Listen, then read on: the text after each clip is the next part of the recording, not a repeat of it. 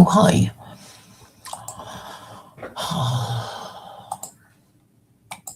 I've put the video of part of the discussion, and this is really more a question of communication rather than subject matter. Obviously, Americans are divided over quite how to react about the ICE officers' job and how they do it, and the right to demonstrate without being killed in broad daylight. And in this, the stream on PVKs, I'll just check how long it actually was. I think it was over two hours. And I suppose I find it frustrating in that it always went all over the place. You see, what do I mean by all over the place? I mean by that the extraneous words, the irrelevant comments, the I care, why don't you care?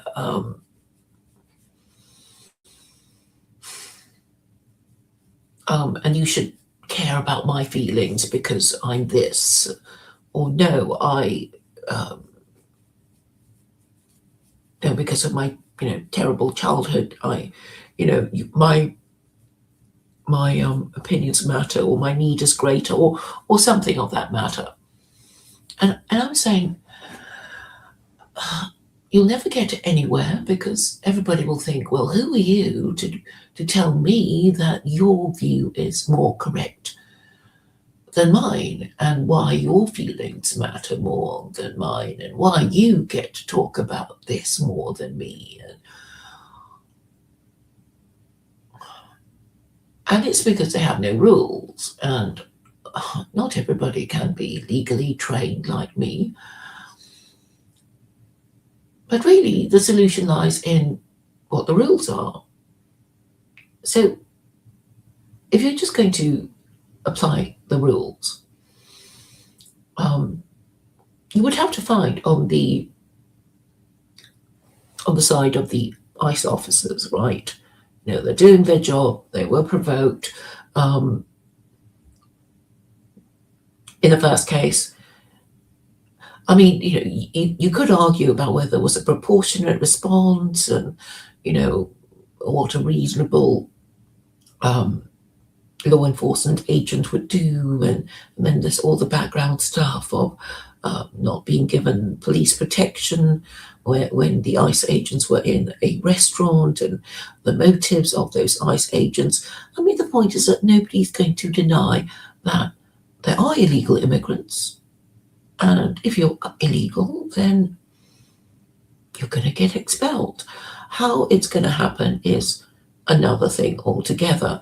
And obviously, for some people, it's kind of end of an era thing, isn't it? It's about, Trump is just going to come and destroy the liberal order. He's going to turn America into a fascist state, and he will establish a monarchy and start a dynasty or something. All these exaggerated fears. Well, who am I to say if they're exaggerated or not? But for the moment, I think the federal agents have a job to do, and there may be issues about what's going to happen to them, if their training was adequate, and whether they did anything. Well, we're talking about standards, aren't we? A reasonable standard, a reasonable response when people are provoking you. I mean, why do they provoke you? They want you to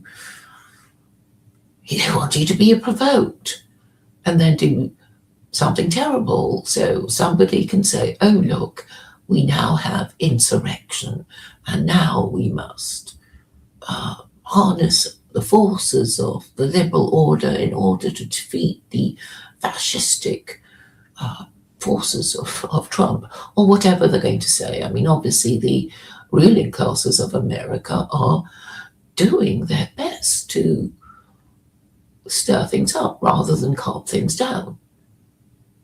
I mean, I did say in one of the streams in the last few days that if I were in charge, I would declare a curfew. But apparently it's not as easy as that, because all these complicated rules, and if the federal and state officials are not cooperating, then there's a kind of stalemate, and then nothing will be done. And then it will be a matter of interpretation of who won this current exchange. I suppose I was hoping to hear something more like that, rather than my feelings matter more than you, why don't you care, or how would you feel if blah, blah, blah. And that's all I wanted to say, really. It just didn't seem very constructive. But also it's because the people who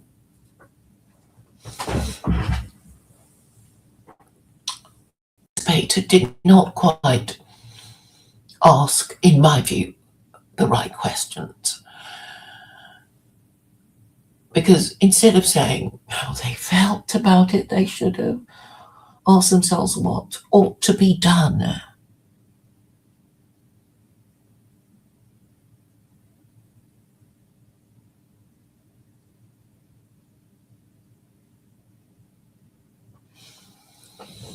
And that would have been a more constructive discussion with more interesting answers, instead of a kind of what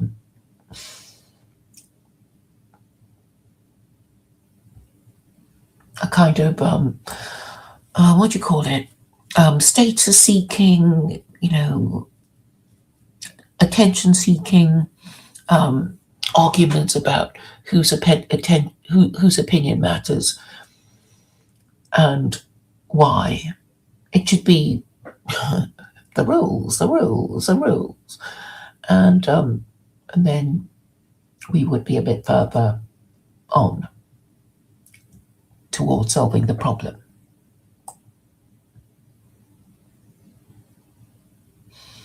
Oh, I don't know what the situation is, but I'm just saying a lot of time and energy is focused towards asking the wrong question and making irrelevant points and not being able to get to the point, or not even being able to know what the point is. But then the whole point of YouTube is you're producing content, and maybe you don't care about there not being a point, because you are rewarded if people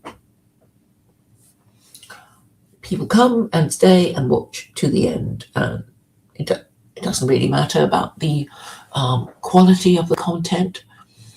And yeah, I guess maybe you do mean to string it out. And you see, that's another thing, that they want us to just be stuck on YouTube instead of actually thinking of solutions. And they want us to be quarreling with each other about who has a right to say what, and then obviously deny terrible accusations of being monsters, unfeeling monsters who don't care.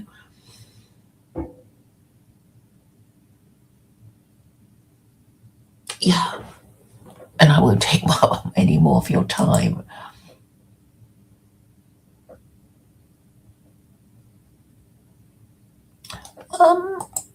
I'm not sure who Jake Shields is. Maybe you can tell me. I didn't quite see what supporting ICE has to do with Zionism.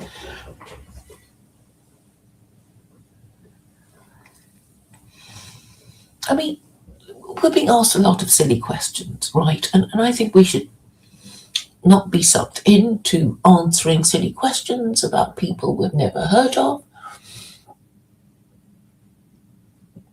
I think we should consider what we would do if we really wanted to solve the problem quickly.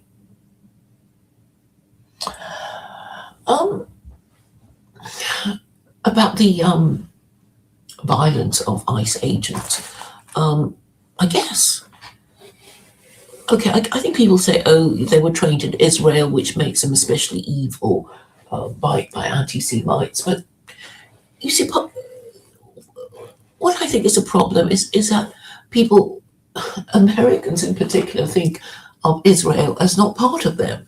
And I'm saying that, well, Iran certainly knows the score.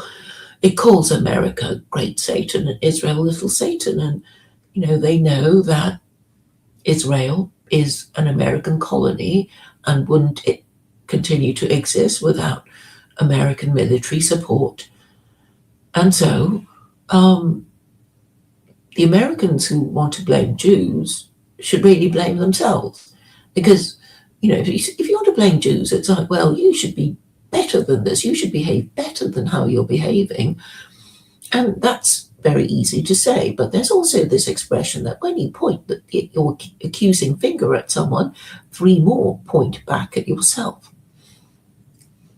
So I guess you can get around the problem of holding your hand in a different way when you want to accuse someone. Like, you hold your hands flat, so all your five fingers are pointing at the person and none are pointing at you, but it kind of looks a bit silly, and maybe it could be a bit look a bit like a Nazi salute. So, the thing to do is to hold your hand like a gun with, the thumb sticking up, the index finger pointing at your object of blame, but then you'll have these three fingers pointing back at yourself. And maybe you are partially to blame, aren't you, American, since it is your government that is, sending all that money, that military assistance to Israel. And then everybody's going to say, oh, what do you expect me to do about it? How do you control the armed forces of the country you are a citizen of? And of course, the answer is no. And so the next question is, how is the average person even responsible for foreign policy? Because we already know that in a democracy, nobody ever votes on foreign policy. Well, maybe very rarely, but, it's all about, as I used to say, the price of milk and beer and cigarettes. And nobody really cares about who their government is maiming and murdering in their name. Because most people do not understand their own history and certainly won't be bothered to understand the history of the countries their government invades, bombs, whose citizens they maim and murder. So what is to be done? Because eventually it does affect you. If your stupid government starts a war that it doesn't win, then it means it means that there will be consequences in your national status, and if you have an empire, you will lose it, as the British found to their cost. And it wasn't just the British, it was the Europeans. So because the Europeans fought two world wars with each other, you could call World War One and World War Two the second 30 Years' War. The first 30 Years' War was one of the most destructive European wars of religion.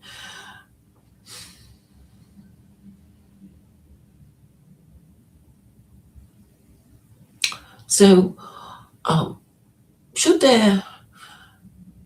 can you extract lessons from what happened to the Europeans, because once upon a time the Europeans were the, global hegemon. They had their, colonies in Africa and Indonesia and Indochina. They were everywhere, and while America just minded its own business, it had, enough to be getting on with their huge territory across North America. So how are we to understand Western history? I really think you cannot understand Western history without understanding church history. And I also know that virtually nobody understands church history because it's one of those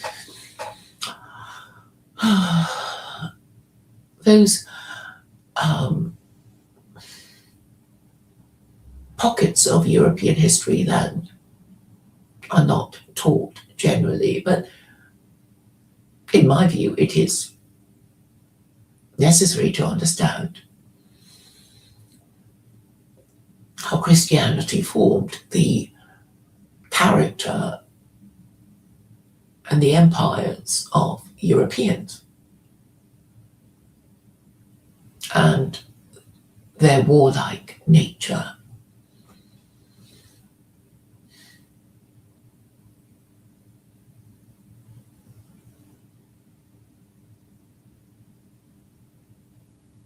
So, in order to understand Western history, we have to understand how Christianity is a religion that made the Europeans fight each other. So they fought each other in Europe, and then they went across the Atlantic and fought each other in America and South America with the Spanish-American War, as well as the Mexican-American War. It's a war all the way, and that's why it's the Europeans who have acquired 3 global empires.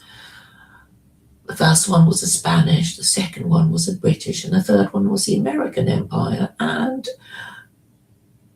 the American Empire is in decline because of its demographic problems. And because it is the global hegemon, it thinks it can carry on bombing the crap out of brown people and then shipping them over to the West as cheap labor. It's not working because, obviously their own people are getting restive. And obviously their culture is going to be changed. But how do we manage the situation? And I'm saying it's very simple, really. Secular Quranism is very easy to understand. And that's why I find it frustrating when people won't focus their minds on asking the right questions, and instead talk about their feelings and their entitlement and their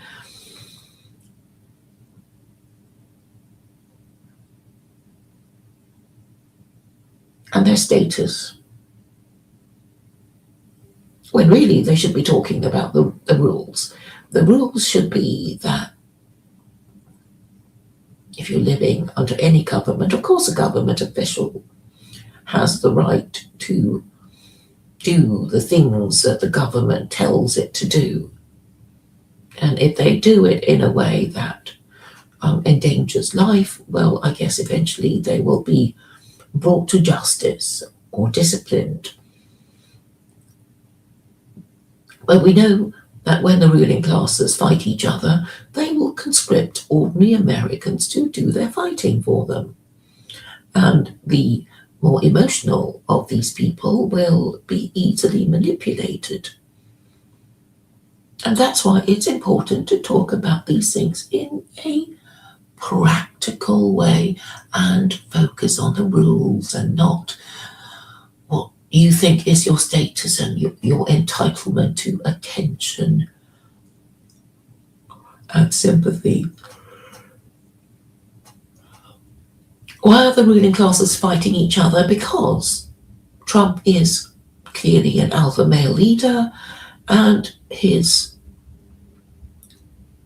position as the American president has changed the mood of the world, because an alpha male is capable of doing this sort of thing. He does change the mood as soon as he walks into the room, because all eyes will be on him, and who surrounds him, and who's his most trusted people, etc. And it's this kind of hierarchy that will easily defeat the disorganization of the matriarchy, who are always talking about their feeling wheelings and claiming their entitlement to attention and sympathy. And this is unsustainable for any group who wants to maintain its own existence.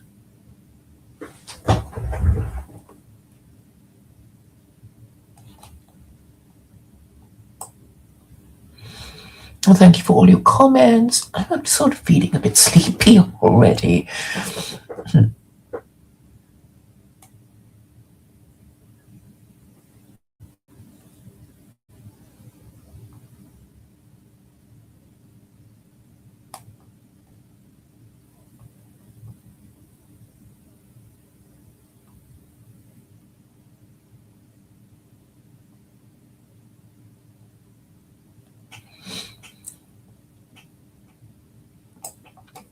Yeah, I don't know what this FLETC thing you're talking about, but obviously if you're some kind of methodology, if you bomb the crap out of country and then you go in and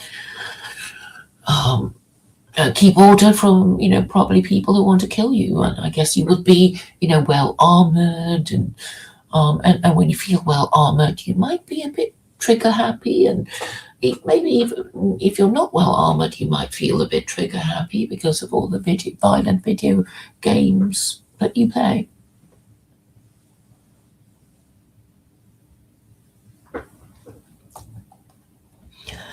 Well, I think Mossad and the CIA are basically the same thing, right? And they clearly exchange information and collaborate with each other, if not even use the same training facilities and the same methods.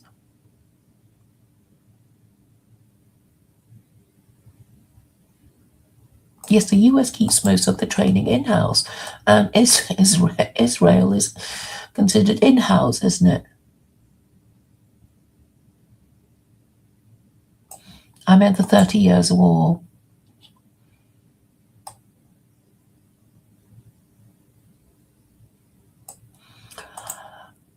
No, I don't think Islam spread peacefully. There's always a bit of, imperialism. I mean, but then neither did Christianity spread easily. So, I mean, peacefully. We know Islam spread more quickly than Christianity because of the nature of its bargain. So I know Mike has read the Quran, so he will know that the Quran is really a book of bargains. It's a kind of the art of the deal, but from Allah. You don't think it was Christianity that made Christians fight each other? You haven't heard of the European wars of religion or the wars of the Reformation. Well, there must be a reason why Europeans are more warlike than any other country.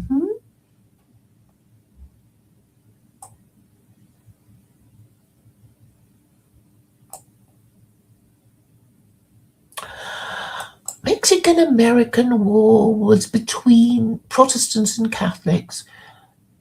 I mean, of course, you're going to say World War One and was nothing to do with religion, but I'm saying that the people fighting them were Christians. Am I allowed to make that point?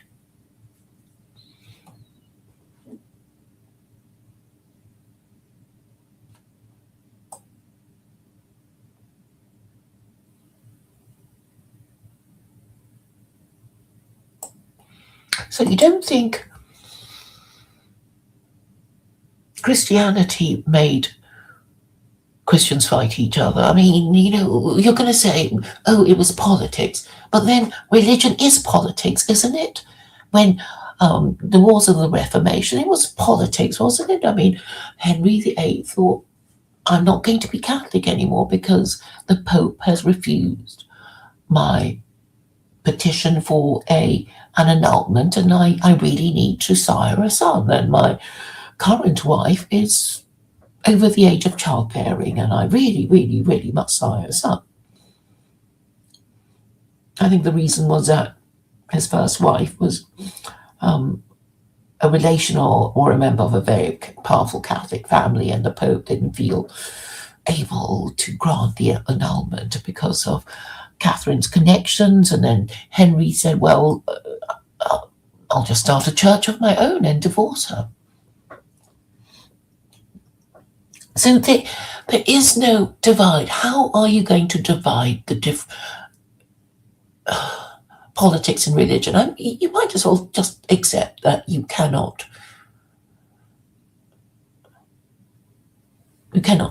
separate them. And judging by the way people react when you challenge their political views, you might as well be challenging their religion and their sacred beliefs.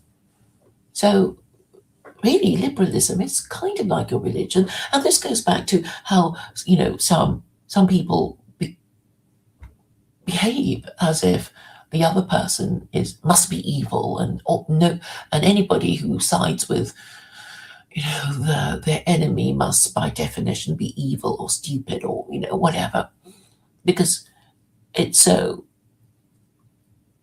because they're so triggered, because they feel that their sense of righteousness is the only way to feel about a certain thing, and you must be somehow lacking if you don't care about the people they care about or the things they care about.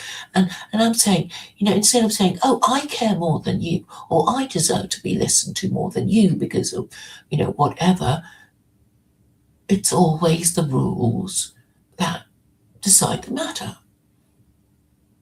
and they will easily decide the matter, because you have a rule, and then all you have to do is decide who broke the rule, or who broke the rules more,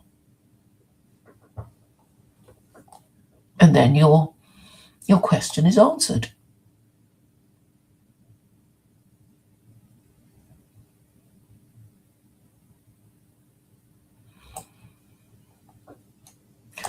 Afriel Pillitson, how can you separate Judaism from Jews? How can you separate Christianity from the Christian? And if you say now that most people do not regard themselves as Christian, then what is the religion? What is the official religion of your country? And if you say nothing, then I put it to you that that's a problem too. If you don't even know the name of the game, the name of your moral system, then it seems you have no moral system, and therefore no rule of law, because no one would respect the law if they don't respect the source of this law. And the source of this law is Congress, if you're American, Parliament, if you're British. And the only way you can respect the rule of law is if you respect your ruling classes. And this they have forfeited through the lies, corruption, and incompetence that they have been guilty of.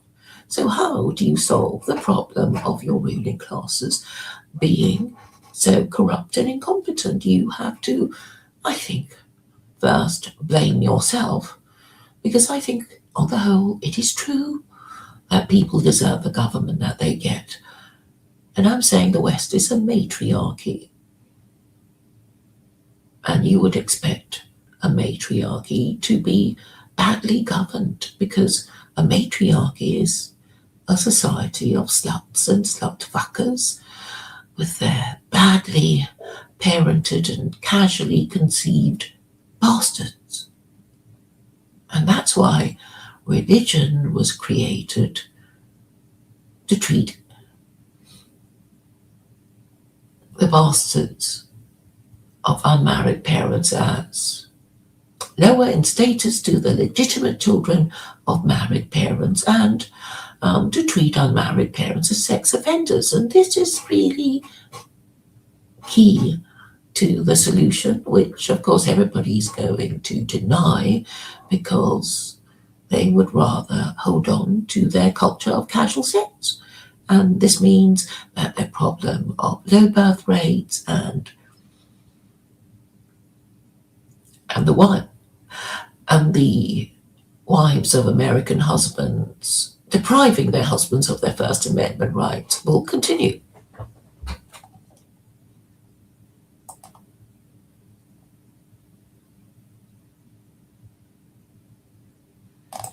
No, I'm saying all these wars are fought between Christians.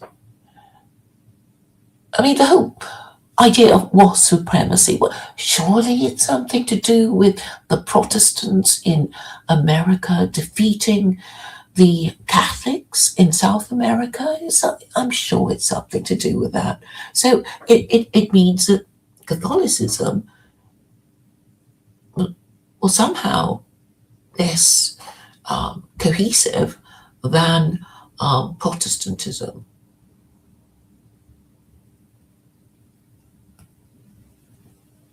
Because we're talking about groups now, and the biggest groups are religious groups. If you want to divide Christianity into Catholics and Protestants, there you go. I think the Protestants have won. The Church of England remains the most powerful church in the world because, well, the Pope is now praying with King Charles recently. The Pope has no choice but to submit to the liberal order. Who created the liberal order? It would be, well, I guess the non-Christian European.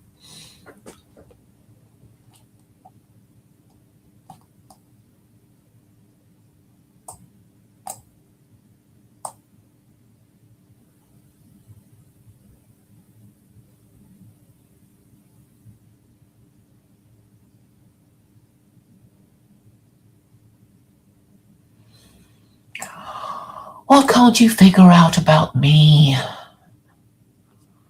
I'm always telling you about myself, and then I get this, oh, what do you mean? What are you trying to do? And all that.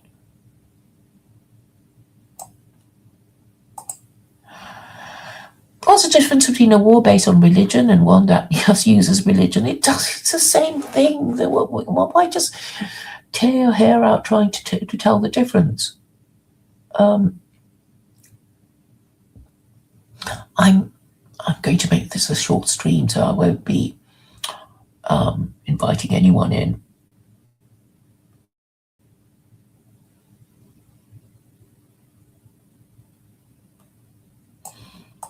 Well, yes, what's so nutty about wanting to solve problems that is caused by America not having a religion?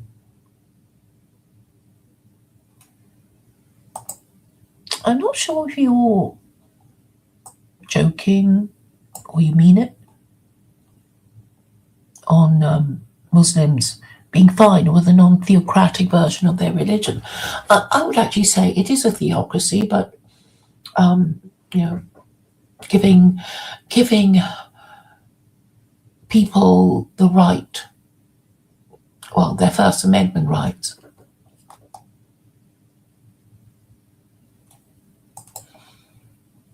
Yes, thank you, Mike. I don't even know if you're agreeing with me or disagreeing with me.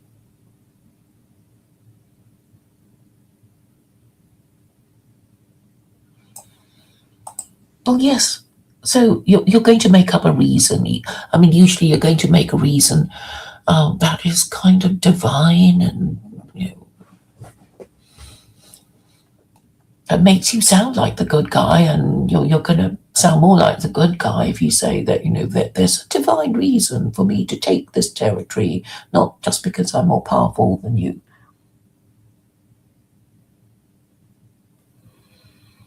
I don't know. What do you mean rug pull? Rug pull.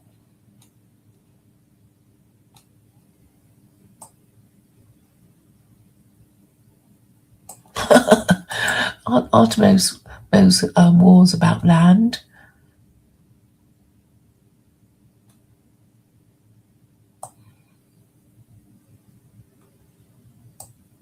Well, you can say all wars are political.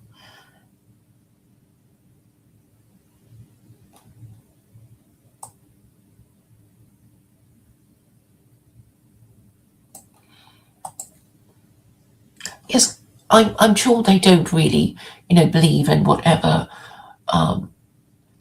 They're just using their moral system as a weapon.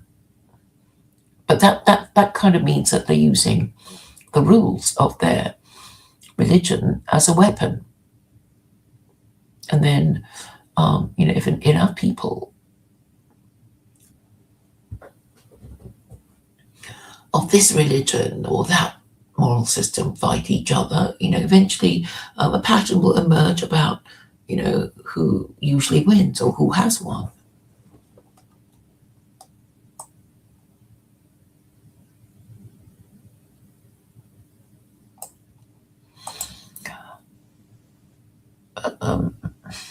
The Russian Revolution, was it religious? Well, I suppose all wars are political, but the Russian Revolution was really the peasants revolting, isn't it? So they were fed up with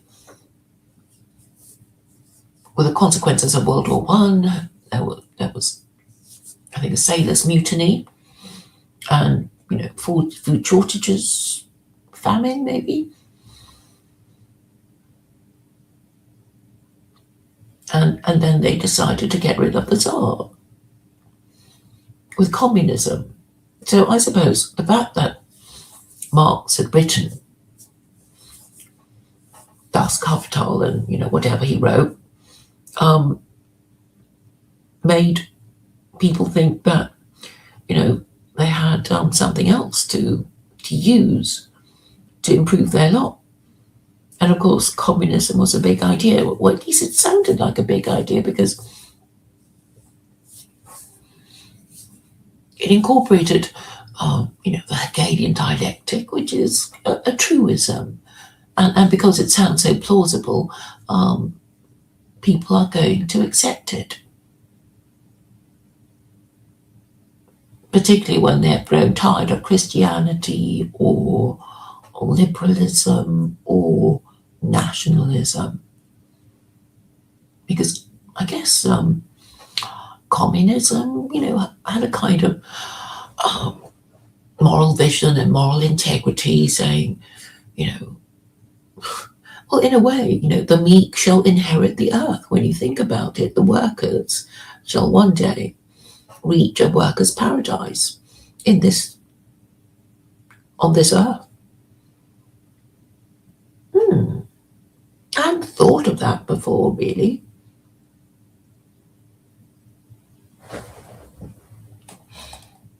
The meek proletariat shall inherit the earth.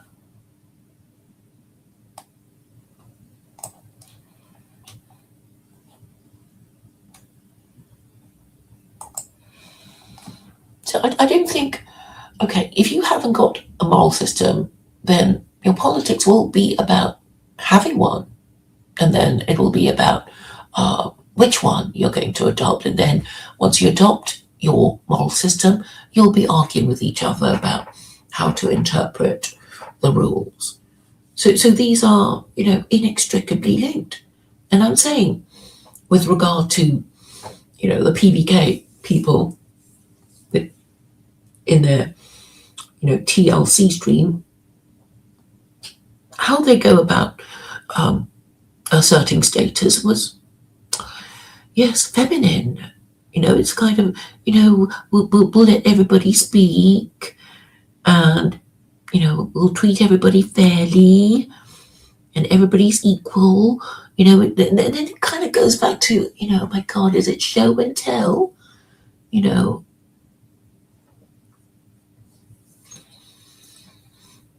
and the thing is, they don't even, finish their sentences or stick to one sentence. It's all a ramble. And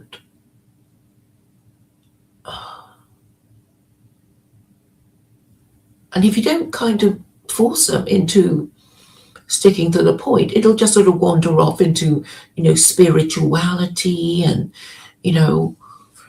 feeling wheelings. And, it's like, no, no, no. The only way to resolve the situation is to hypothesize about how the rules might be solved, how the rules might be used to solve the problem in their own way. So I guess, if you're for ICE, you're going to say, well, they're federal agents and they have to be protected. And these protesters, they were provoking them. And I guess if you're on the side of the protesters, you're going to say, oh, these ICE agents, they were clearly trigger happy or whatever. I mean, this is something to be proven in court if it ever gets there. And what else? But, I mean, is anybody going to say they shouldn't remove any illegal immigrants? Are they really going to say that? And if they did, wouldn't they be given short shrift? If you say there is no such thing as an illegal immigrant, then you're just saying, everybody come to my country and just take over. So, even at this basic level, with the facts not completely established, the ICE agents and the Border Patrol, they have the law on their side. They were doing what they were asked to do, and a few protesters who wanted to provoke them got in their way, and and they got shot. They were doing their job, unless you're saying there should be no ICE officers at all. And I suppose you could say, but for Trump, there would be no ICE officers. But then, how are you going to remove the illegal immigrants? I know there will be people who say let them stay, but, obviously, I know they were playing around with words saying, don't call them illegal immigrants, call them undocumented migrants.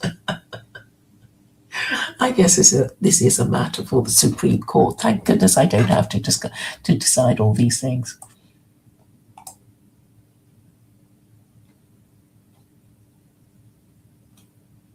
Yes, Assad is very true. They lie even to themselves, and they drive themselves crazy.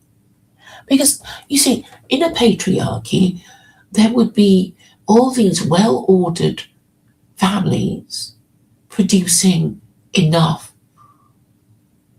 school leavers to join the labour force who've been properly parented and properly educated and properly trained for the work that needs to be done. That is what would happen in a well-ordered patriarchy, and that's why I propose that it be restored. But you see, it's not just about immigration, right? It's about feminism and unmarried mothers and unmarried fathers and treating them as sex offenders, and it's a can of worms, and they don't want to talk about it because I think really they're terrified that their wife might be listening in, and that's why they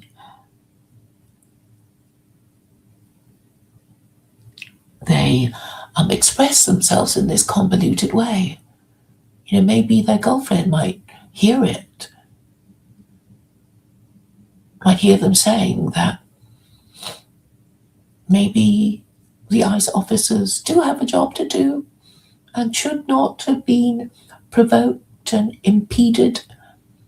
Imagine if their girlfriends took the other view.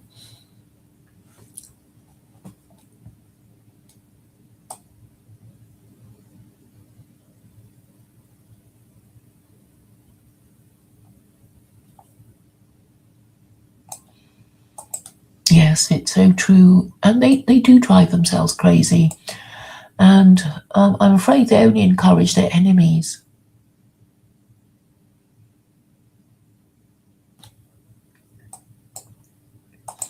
Yes, I know.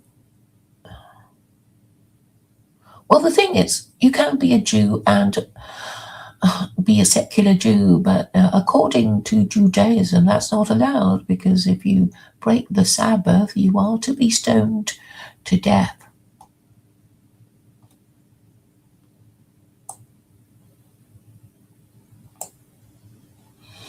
I think you're some kind of Orthodox Christian, aren't you, April Tillotson?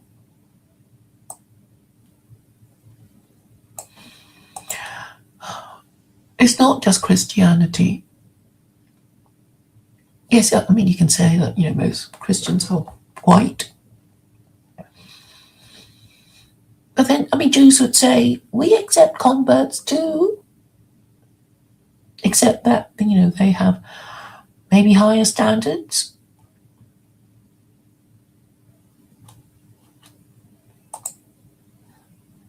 Well, the Mexican-American War was... Actually, I would have to look it up. I'm so sorry, but but I'm just saying, Mexicans thought of themselves as Christians, and Americans thought of themselves as Christians too. So I guess if you want to divide the denominations, you'd say, oh, it's Catholic and Protestants fighting each other, but they're still Christian, and they're still Christians killing each other.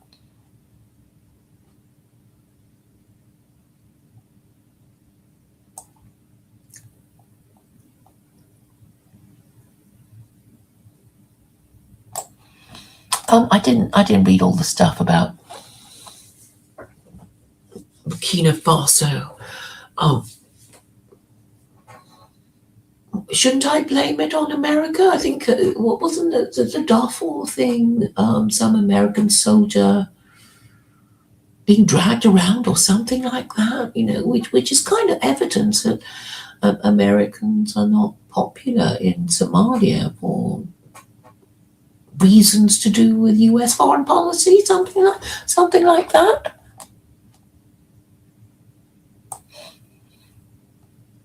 I mean, if you're global policeman, I guess you're going to get a lot of the blame.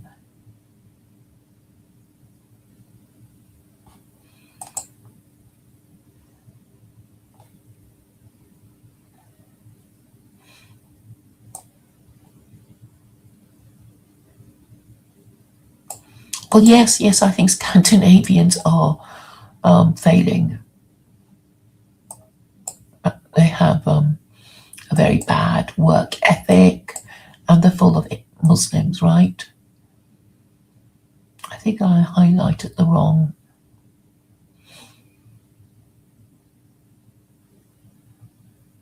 I highlighted the wrong comment. Okay, chat is very lively.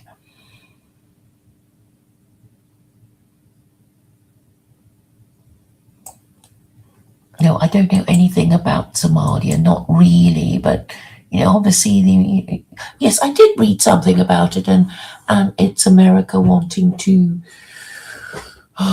because of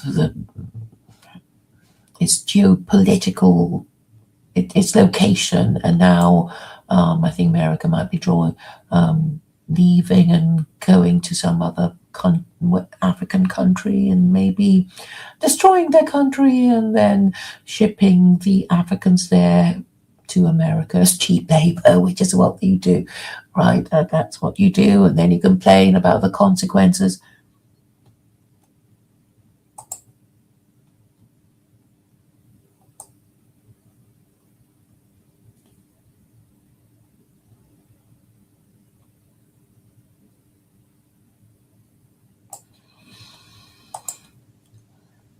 The point is, people always find, an excuse. They're going to find, a noble excuse, like World War One. The British are going to say, we had to defend Belgian neutrality because we guaranteed it in the Treaty of London 1839. And the Germans were incredulous. It's like, you're going to war with us over a scrap of paper? And this was actually the version of history that I learned as a schoolgirl, that it was because the Germans violated Belgian neutrality with a Schlieffen Plan. And it wasn't until decades later that I heard on the radio, it was a digital Muslim radio, that said, we all know that World War One was caused by the Berlin to Baghdad Railway. How dare the Germans try to bypass Britain's control of the sea lanes? So that was the reason. And that seems a more plausible reason than the violation of Belgian neutrality.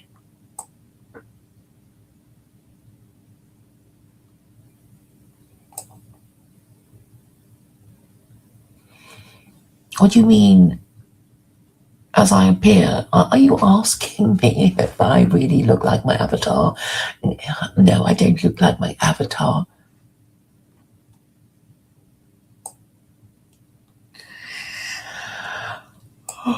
What worse problems do you think I would bring with my solutions?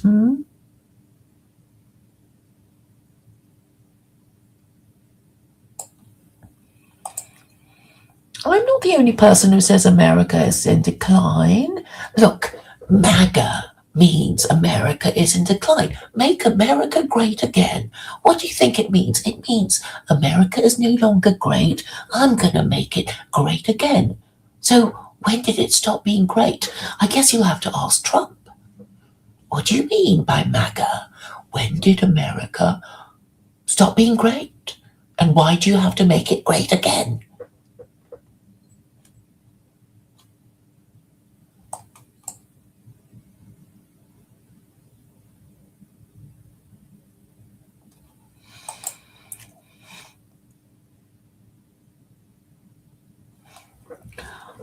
Why don't you think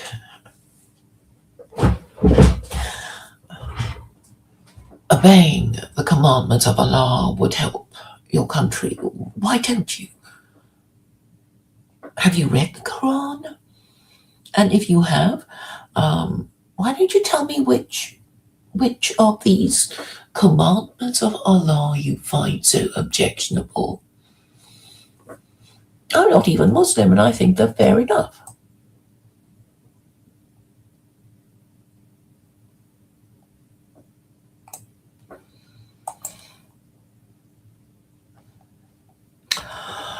Well, there's so many people who sugarcoat a whole bunch of things, and I just don't feel I have the time, and they don't get it. In fact, they don't even get it when you kind of shout at them and tell them like it is, and they think, oh, you don't really mean it, do you? You're just being satirical.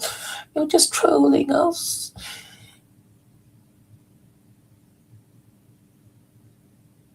Okay, I'm not even going to pretend that I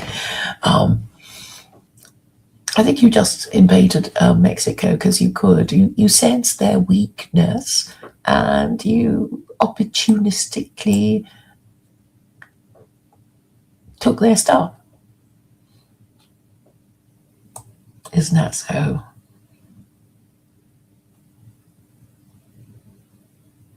Thank you for confirming this.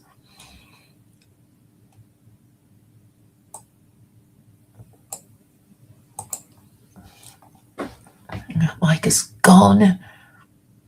James Polk, 11th president, used cattle rustlers as a reason to invade Mexico. Nothing. Look, what I'm trying to say is, for some reason, the Protestants managed to be better at organised violence because they kind of kicked Catholic ass, didn't they?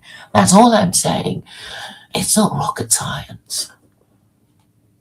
For some reason, Catholics just couldn't get it together to organise themselves against the Protestants because maybe it's something to do with Protestant work ethic or something like that. I don't know.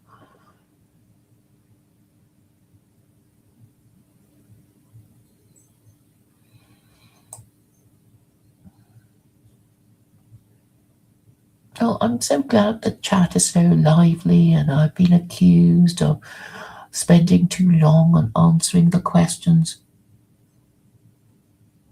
I like chicken biryani. Yes, I've had South Indian chicken biryani. What are you on about?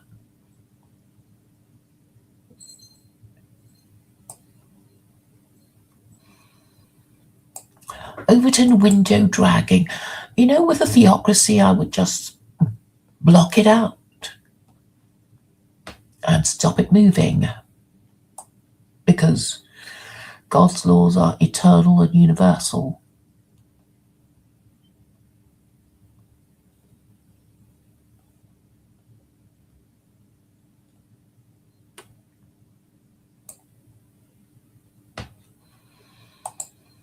My goal is to offer my solution to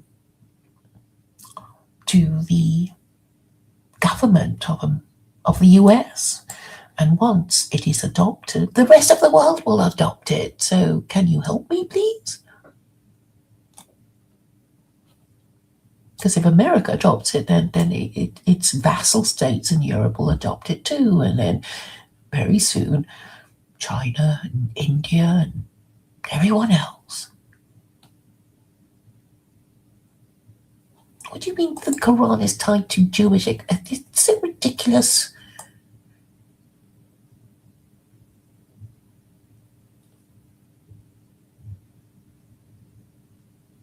Okay, I've got to the end of the chat. So thank you all for coming. Thank you for being so lively. I have enjoyed the chat.